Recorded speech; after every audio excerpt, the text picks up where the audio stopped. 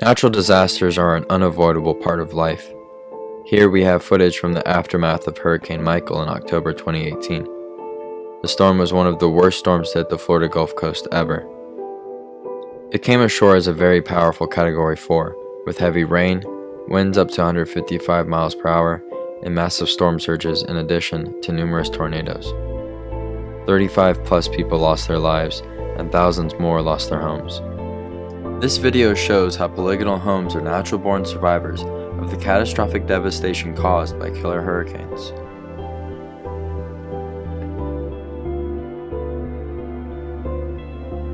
We are Continental Kit Homes Incorporated. We specialize in round, octagonal, geodesic, and A-frame kit homes. We offer a long list of prefabricated kits for any renovations, additions, or new homes you may be interested in. Not only are these homes among the most cost-effective option, these prefab kits are practically indestructible. Another benefit of choosing Continental Kit Homes is that it cuts out on the headaches and long building process associated with hiring a local builder. We have over 45 years experience building in the Mid-Atlantic region, including shipping to Argentina, the Rocky Mountains, and beyond.